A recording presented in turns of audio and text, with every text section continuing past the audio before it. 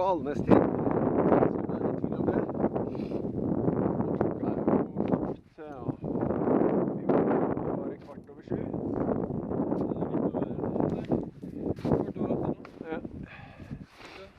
Vi kan jo egentlig da traversere helt opp med en voldsom sånn kul som har bygd seg opp her, som ikke pleier å være her, i hvert fall ikke så høy.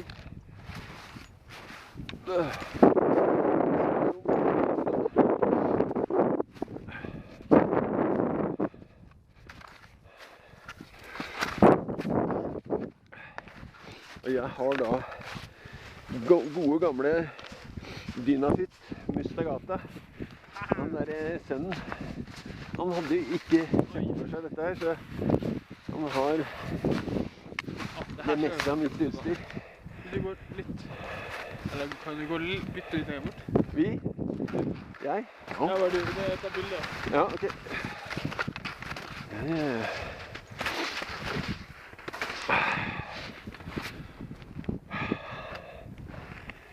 Nå skal jeg gjøre noe merkelig med henne eller noe sånt.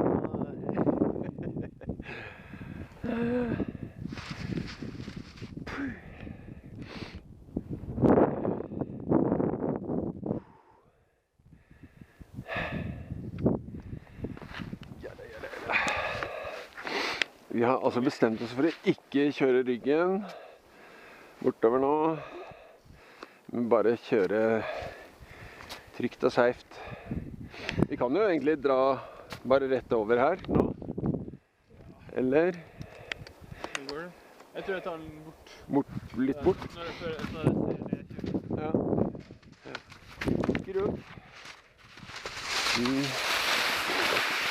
Oi, oi, oi.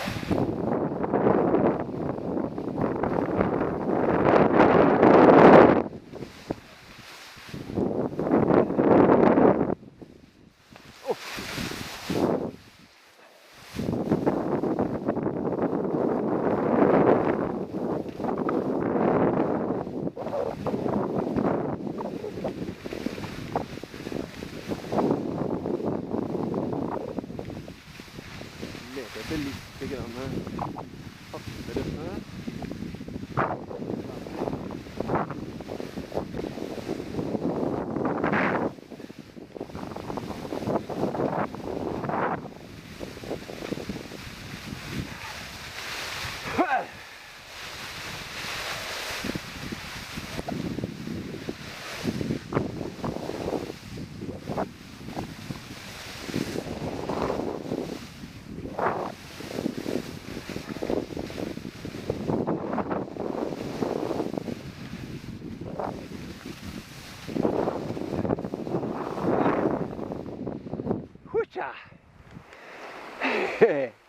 Oi! Er det jeg som har løst ut? Ja. Sige. Det var helt nydelig, altså. Ja. Jeg bare gikk for en hel... Ja, det er bare å gønne på. Bare å gunne. Ja. Se der, ja. Det er jo ikke farlig sånn sigesnø da, heldigvis. Men hva tenker du nå? Er det liksom... Altså de er ikke så lette å få med seg på all verden, disse her. Så har du lyst til å kjøre ned i bunnen av her, og så filme med fra bunnen av? Ja, men da må jeg kanskje ha din mobil. Ja. Ok, så... Hvis jeg klarer, du må vise meg litt da, kanskje. Ja, for å starte å filme, så både trykker du. Du får litt sånn respons. Du trykker der. Ja, vel. Det er ikke bare sånn der touch, men du trykker litt hardere. Ja, ok. Men også Og så video, da bare trykker du enten video, eller swiper video. Så ja, det var sånn. Men altså, skal jeg kjøre helt ned? Eller skal jeg stå liksom på kanten der? Kan du kanskje gjøre det da? På kanten, ja. Men du vil... Ja, og jeg trenger ikke... Det er ikke noe sånn låse opp eller noe sånt? Nei. Altså, jeg vet ikke, den var ikke helt der. Skjermen var helt svart. Så enten er det sånn nesten Merkelig. slutt. Eller et eller annet. Oi. Ja. De er så lange, disse her, vet du. Ja, ser det. Det er liksom sånn...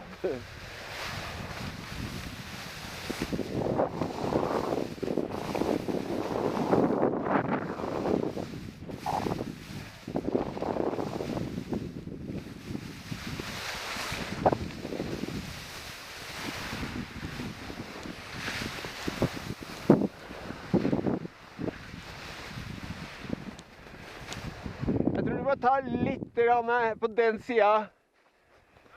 Du må ikke kjøre for langt hit. Du må kjøre forbi meg her, ok? Men vent litt da.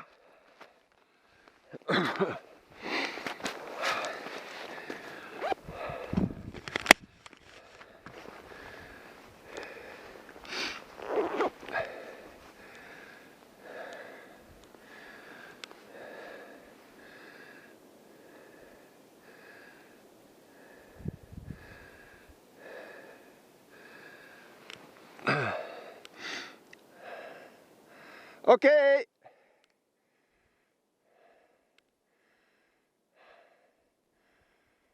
Ja, det er vi er da på Alvestien.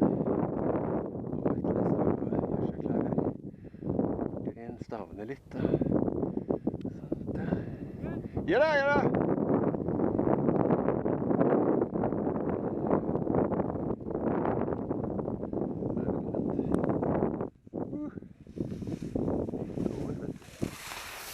Shit.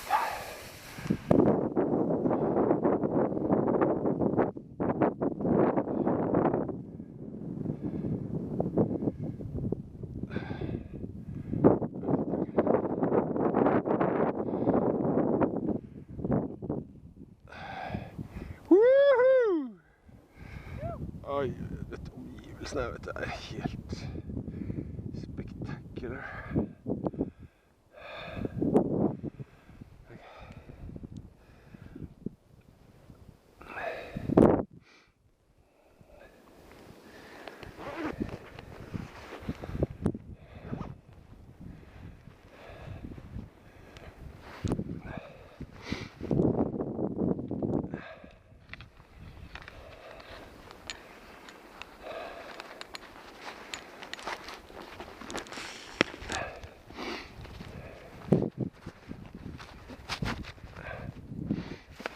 Så var det jeg med mine lange, gode ski da.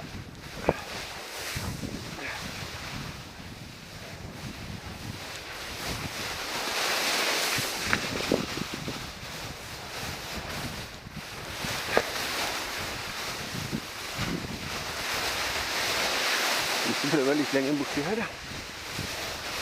Det er mye stigelsene.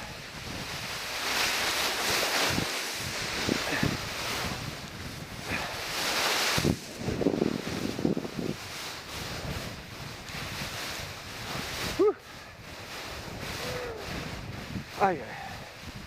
Det blir mye melkesyre. Ai, ai. Hva? Her ble det for mye av. Ja. Det var herlig. Åh, skal du ha mobilen, eller? Ja. Hvis du... Ai, ai. Det er fint Det blir litt sånn sigesnø her. Hva? Det blir litt sånn sigesnø her. Ja. Se der. Supert. Ja, jeg skrudde den på litt tidlig, Ja, men du kan jo bare redigere.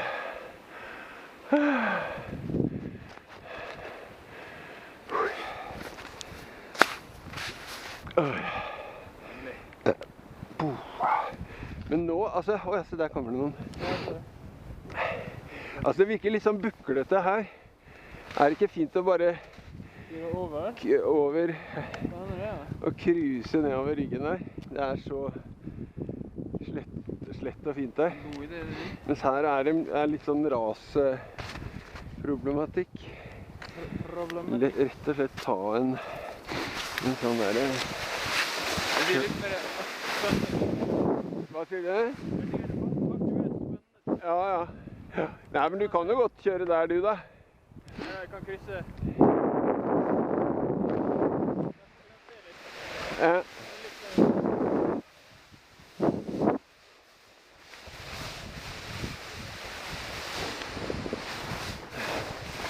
Det er jo noen skabler oppi her da, som vi helst ikke vil ha på.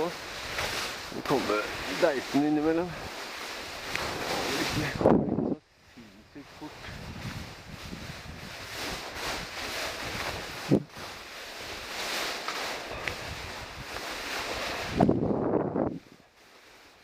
Jeg tror at det har ralt fra seg. Kommer vi over her da? Ja.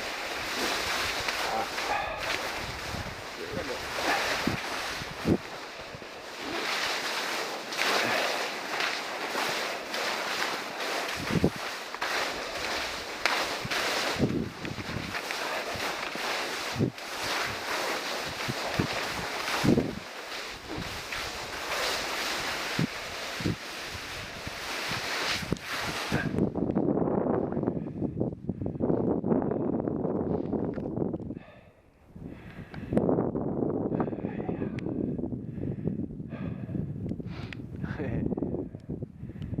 er litt spor av våre.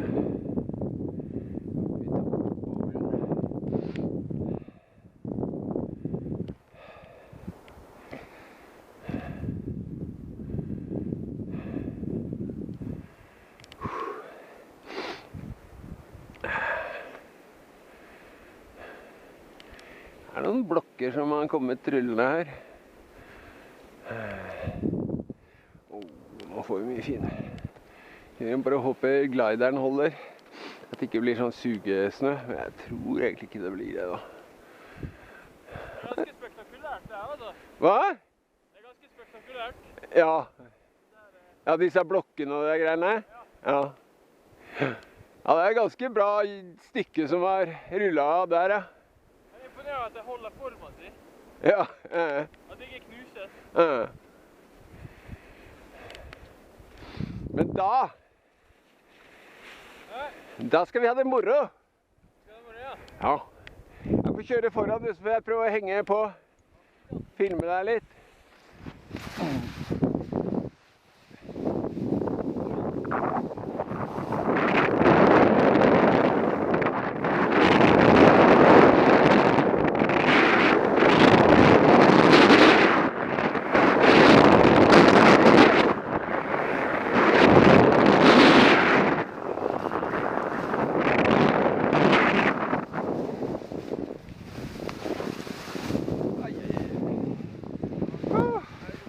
Hei, god morgen. Ai, det var fint. Det er jo så fast og fint da, vet du. Ja. Jeg var litt redd for at det skulle være... Det var jo mye mykere oppi denne toppålen faktisk. Ja, da var det jo skikkelig... Så det er akkurat motsatt av det det pleier å være, vet du. Vi sjekket værmeldingen i går, og da var det jo på sånne 60 i dag, så var det -1. Men det er jo langt fra -1 når parterte det på her, så var det og så med en gang sola kommer inn i her. Ja. Yes, nei, men god tur videre. Jeg tror vi skal prøve ned her, ikke? Ja, det kan du godt. Jeg følger deg, ja. I den grad jeg klarer det.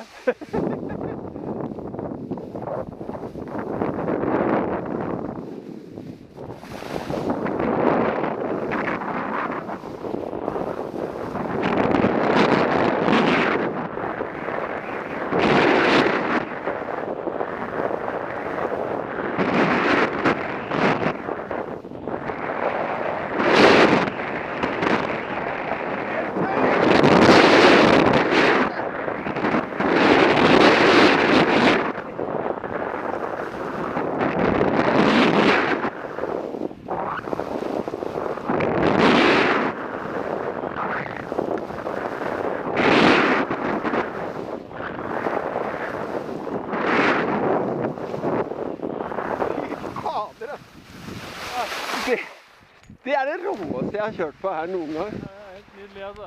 Åh! Helt fantastisk. Ja. Nei, altså og så er det... Så god glid. Det er ikke et spor her, vet du. Nei, den er veldig fin, den der ryggen her. Jeg har erfart før. Det er ofte mye folk som liksom krasler seg ned der, og så har du aldri rasa, ikke sant? Ja. Dette er jo helt... Det er jevnt og fint, og ikke Ja. sugent. Ikke suge, foreløpig med det. Ja, det er noe som er storfjellskjøring, altså, så er det dette her. Ai, der har vi vår venn da. Ja, helt rått, altså. Vi kjører egentlig linja rett mot bilen vår, som står der og blinker. Men du skal vel ned litt mer til venstre på slutten der da. Så, men det er bare å, ja.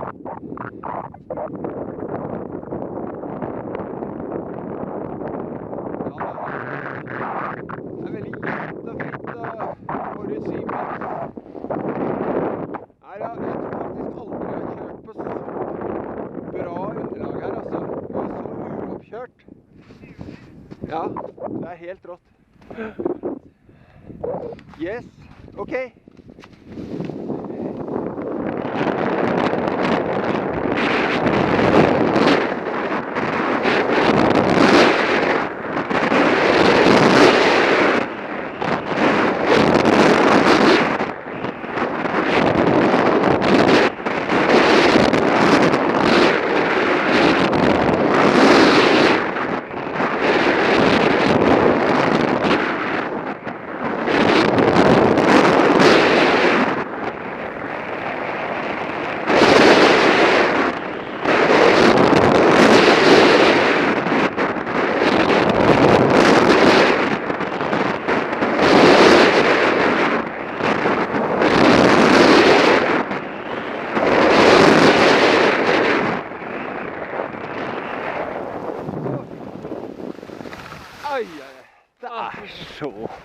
Det er så fast og fint.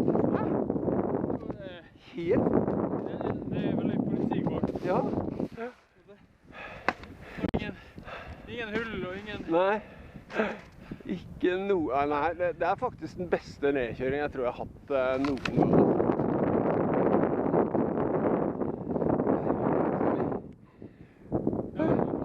Vi har jo hatt sinnssyke pudder. Ja da, ja. I toppen der. Mm. Men det er som regel tapt seg veldig her. Ja, det er det det har. Her har det vært. Og her er det helt omvendt, liksom. Jeg vet ikke, jeg har bare litt grann igjen her nå. Det frister her. Det er sånn vakkert parti. Ja, det er helt vilt. Nei, det er bare litt sånn sige-greier. Nei, det er ikke bred her, altså. Det er det som er fint her, og at det er ikke farlig på den måten. Mm. Eller skal vi kjøre på oppsiden, eller? Nei, det er ikke noe. Vi kan prøve det. Det er aldri mulig ellers. Nei, ikke sant? Ja, vi kan liksom kanskje gjøre det.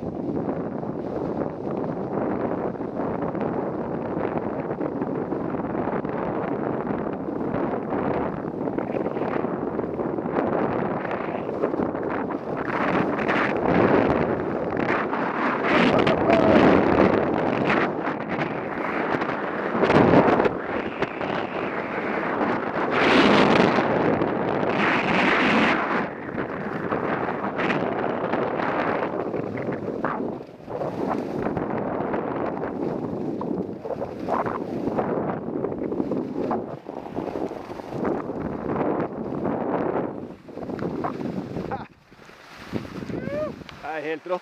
Der har vi kjerra. Oi, nå har jeg gått til fast der, ja. Jeg Ja. lurte på det. Jeg lurte på hva jeg skulle si det, men jeg bare visste ikke. Nei. Ja, riktig. Jeg tenkte Han ikke burde egentlig foreslå fulgt at oss, ja. Jeg tenkte jeg skulle foreslå at vi burde egentlig Ja. holde oss ned der og så kjøre. Men jeg Ai, ai, vi ai. burde egentlig prøve å få han til å snu. Ja, ja, ja. Ja, for han får en lang tur han nå. Eller, ja. Ja, det er mulig han gjør det. Når han først har kommet så langt, så er det kanskje like greit. Han finner ut av det. Kommer vi ned her? Ja, det gjør vi. Her kommer vi ned, vet du.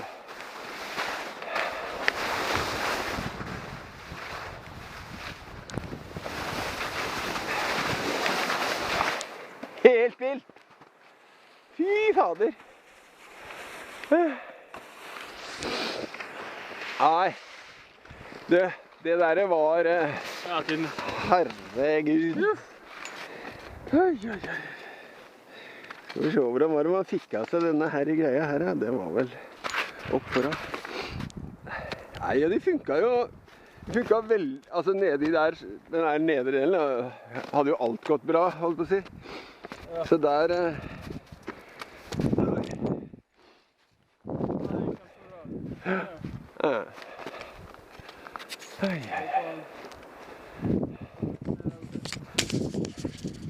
Ja, det ser ut som.